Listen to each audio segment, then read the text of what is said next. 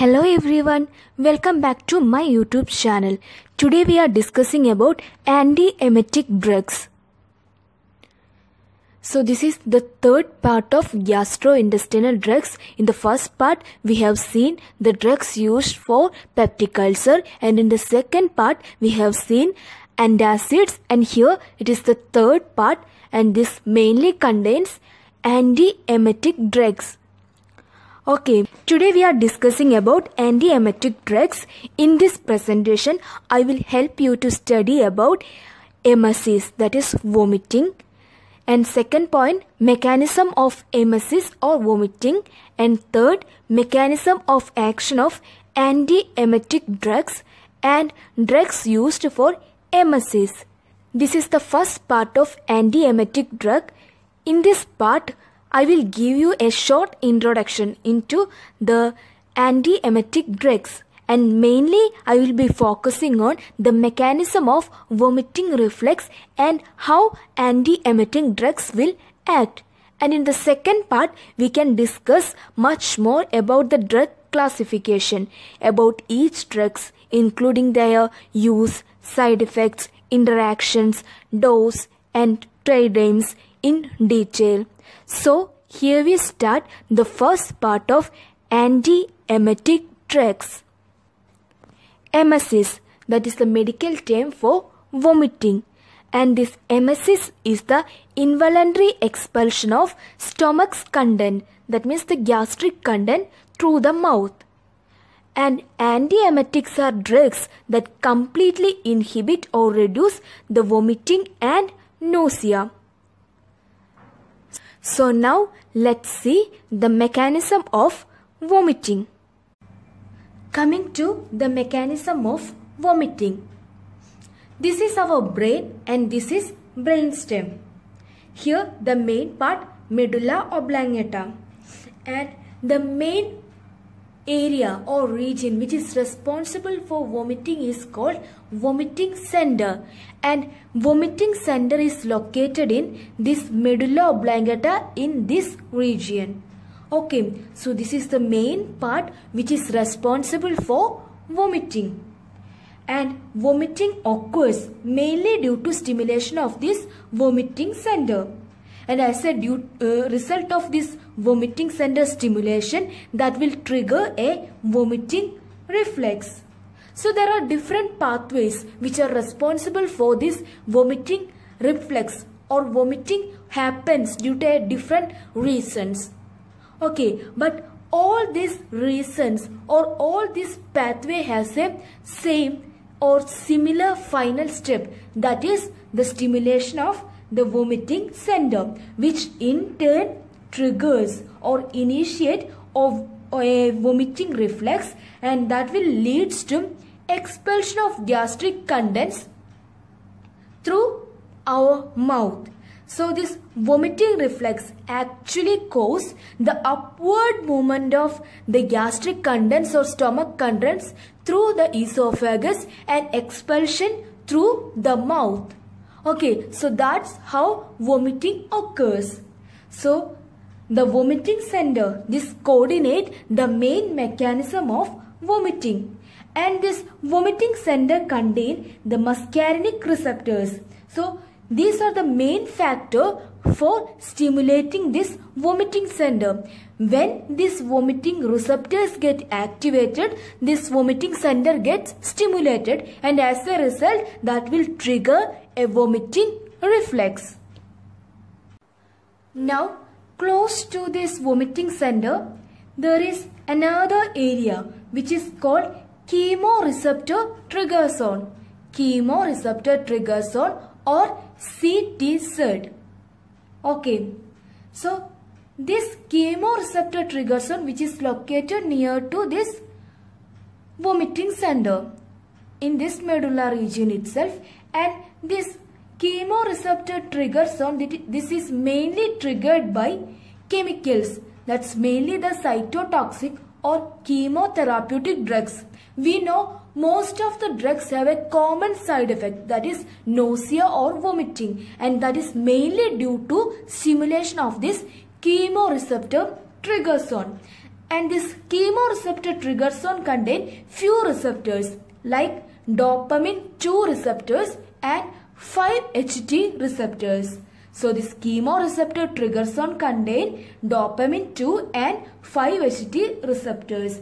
When these chemotherapeutic agents or cytotoxic drugs stimulates this receptor, that will in turn stimulate the chemoreceptor trigger zone or CTZ, and this will cause stimulation of this muscarinic receptors, which in turn stimulate the vomiting center, and that will initiate a vomiting reflex.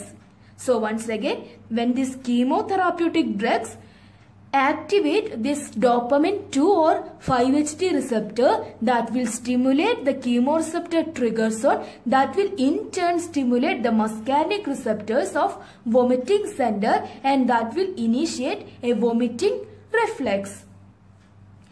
And one of the important point here is this chemoreceptor trigger zone that is located outside the blood-brain barrier. So that will makes it more permeable to the cytotoxic agents, and as a result they can respond directly to the chemical stimuli in blood or cerebrospinal fluid. That's why most drugs causing nausea or vomiting as the main side effects. Vomiting center and chemoreceptor trigger zone, that is the CTZ. So this vomiting center and CTZ, these are the two important regions or aspects of this vomiting reflex or mechanism of vomiting. Now this vomiting center also responds to the signals from vestibular system, which functions mainly in motion sickness. So now let's check into the reason for motion sickness or morning sickness. In both cases, let's see the reason. So the inner ear that contain a bony structure that's called labyrinth. So it has one important region that is called vestibule. So this is responsible for mainly maintaining the balance of our body. So they will send signals to the brainstem through cochlear nerve, that is mainly vestibulocochlear nerve, and they will send signals to brainstem and especially to the area vestibular nuclei. Okay, so the inner ear which contain a bony structure, that is labyrinth, and labyrinth has a main area, that is vestibule, which is responsible for maintaining the balance of our body, and it sends signals to this vestibular nuclei through vestibulocochlear nerve. Okay, so this is the vestibular nuclei, this blue color one, and this is located in pons, and this vestibular nuclei contain two kinds of receptors. First one histamine 1 receptor and second one muscarinic receptor. So as I said in previous cases, when these receptors get stimulated, mainly in case of motion sickness or morning sickness, that will in turn stimulate the vestibular nuclei, and that will stimulate the chemoreceptor trigger zone, and that will cause again the stimulation of vomiting center, and that will leads to vomiting reflex. Okay, so when this vestibular nuclei is stimulated due to the stimulation of this histamine 1 receptor or muscarinic receptor, that will in turn stimulate the chemoreceptor trigger zone, which sends signals to the vomiting center to initiate or trigger the vomiting reflex. Now let's see the next reason for vomiting. Most of us gets a vomiting sensation or nausea when we are very emotional, or when we smell something very bad or see something very bad, or during pain. Okay, so all these sensory inputs can lead to vomiting or nausea.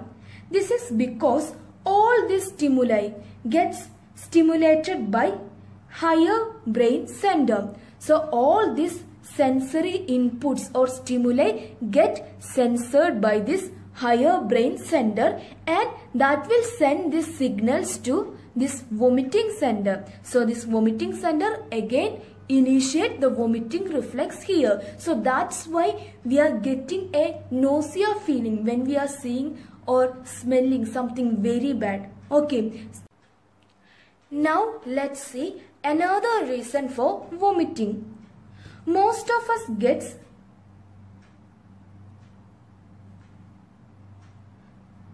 Now let's see another cause for vomiting.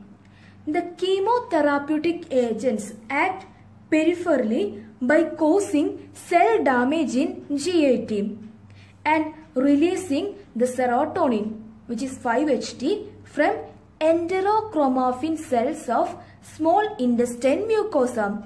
Okay, so the stomach contains certain cells which are lined by enterochromaffin cells, and these are mainly present in small intestinal mucosa. When these chemicals or chemotherapeutic agents act peripherally on the stomach, these enterochromaffin cells that will release serotonin due to the action of this cytotoxic agent. So as a result of this serotonin release, that will stimulate the 5-HT3 receptor in sensory nerve fiber, mainly the vagal nerve. Okay, so the release of serotonin that causes stimulation of 5-HT3 receptor in sensory nerve fiber, and that is mainly the vagal nerve, which carry the information to vomiting center. So you know that when this vomiting center is stimulated, that will initiate a vomiting reflex. So this is another cause for vomiting.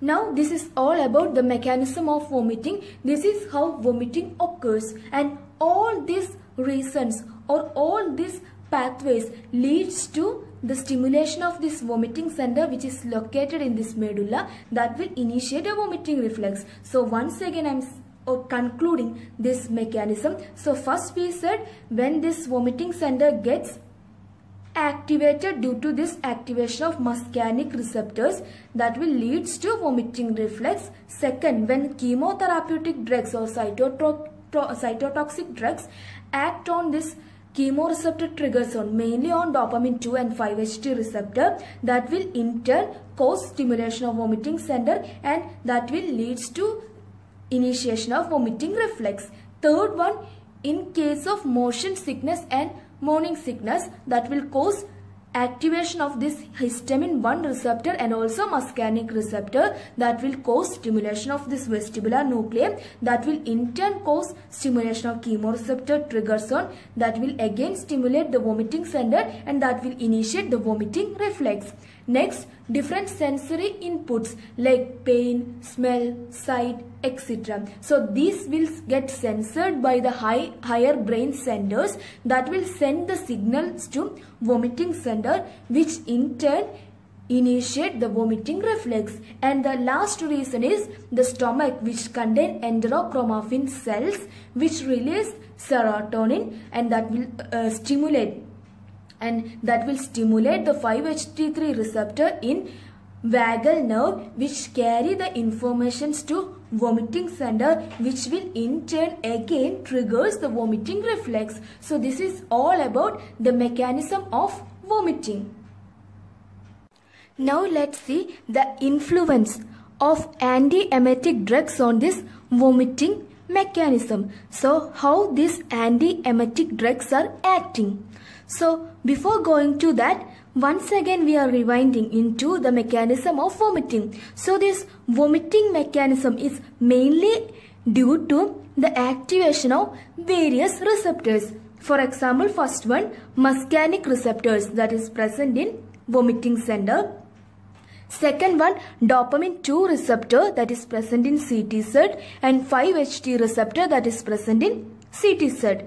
And another receptor, that is histamine 1 receptor, which is located in vestibular nuclei, and also muscarinic receptor also present in this vestibular nuclei.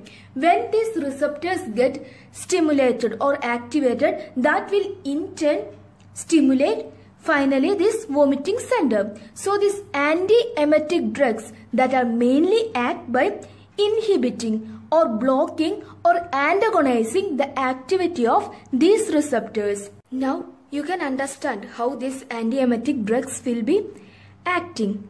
So these antiemetic drugs that will be mainly exerting their pharmacological action, that is by inhibiting or blocking the activity of various receptors that present in various locations. Okay, so now let's see each one. The first action is inhibiting muscarinic receptors, muscarinic receptor antagonist. So they can directly inhibit the vomiting center, and also the muscarinic receptors that are present in vestibular nuclei. So they can also inhibit the stimulation of vestibular nuclei. For example, hyoscine, which is used for motion sickness. Okay. Next one, the chemoreceptor trigger zone that contain two receptors. So the next category of antiemetic drugs include the second category, dopamine 2 receptor antagonist, and the third category, 5-HT receptor blockers. Both these receptor antagonists act by inhibiting the stimulation of chemoreceptor trigger zone. And the last one, histamine 1 receptor blockers. So this histamine 1 receptor blocker, these are mainly used for either motion sickness or morning sickness. And one example for this one is promethazine. So this is the reason why this histamine 1 receptor blockers are used for motion sickness, because this vestibular nuclei that is mainly responsible when stimulation of this occurs, that will leads to motion sickness or morning sickness, mainly vomiting. So these receptors, when gets blocked, that will inhibit the stimulation. Okay, so the antiemetic drugs mainly include muscarinic receptor antagonist, dopamine 2 receptor blockers, 5-HT receptor antagonist, and histamine 1 receptor blockers.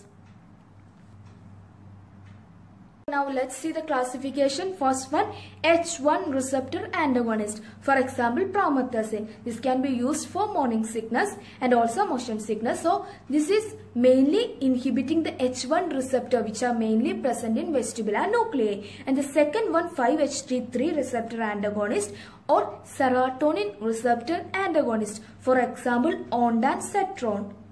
Third one, dopamine 2 receptor antagonist, example prochlorperazine, metoclopramide and droperidol. This 5-HT receptor and also dopamine 2 receptor, both of these are presented in CTZ, that is the chemoreceptor trigger zone. And the last one, muscarinic receptor antagonist, for example hyoscine. So these muscarinic receptors are present both in the vomiting center and also in vestibular nuclei. Okay, so this is all about a brief introduction into the classification of antiemetic drugs. And in the second part of antiemetic drugs, we can see in detail about this classification. Before going to antiemetic drug classification, we should know about emetic drugs. So there are some drugs which are used for inducing the vomiting. Okay, so emetics are drugs which are used to evoke or induce vomiting. So there are mainly two categories. First one, the drugs which are acting on CTZ, that is the chemoreceptor trigger zone. Example, apomorphine. Second one, act reflexly and on CTZ. That means act on CTZ, that's one of their action. That means in the chemoreceptor trigger zone, and they act reflexly. That means they act by irritating the gastric mucosa of lining of stomach. Okay, for example, Ipecacuanha. Okay, or Ipecac. So vomiting needs to be induced only when an undesirable substance, for example, mainly in case of poisoning, has been ingested. So in that condition only there is a need for inducing the vomiting. So the main, let's see in detail about these drugs. Apomorphine. It is a semi-synthetic derivative of morphine.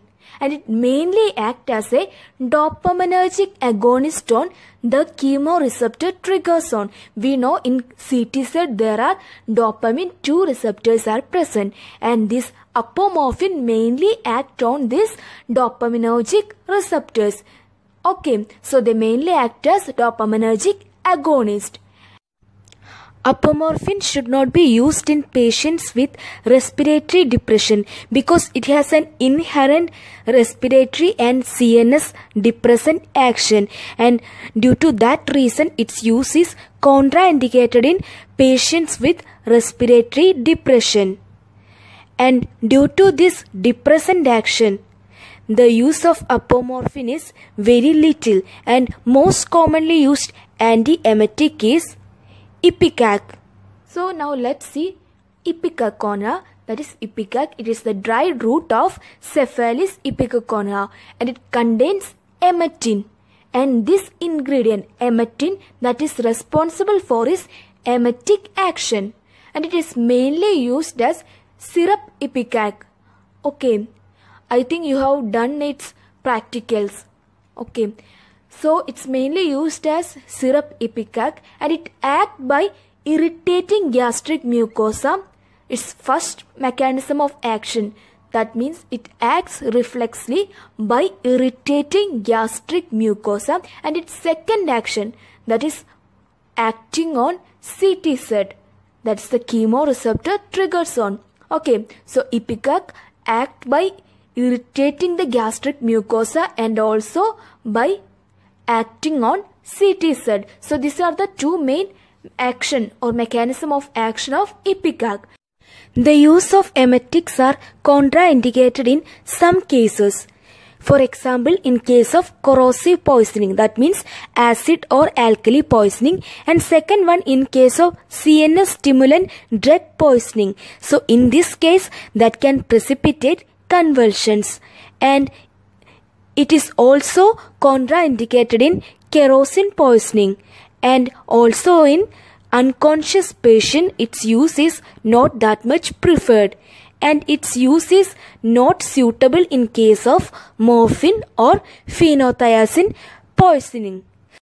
This is all about today's presentation. In today's presentation we have seen the topic antiemetic drugs, and among that we have seen what is emesis, and also the mechanism of vomiting, and how these antiemetic drugs are acting, and also the drugs which are used for inducing vomiting. So this is all about antiemetic drugs part 1. And in the second part of antiemetic drugs, let's see the classification of antiemetic drugs in details, and mainly their use, side effects, interactions, etc. Okay, so now let's see in the second part of antiemetic drugs, and thank you so much for watching my channel. And if you like my channel, please do like, share and subscribe. Thank you.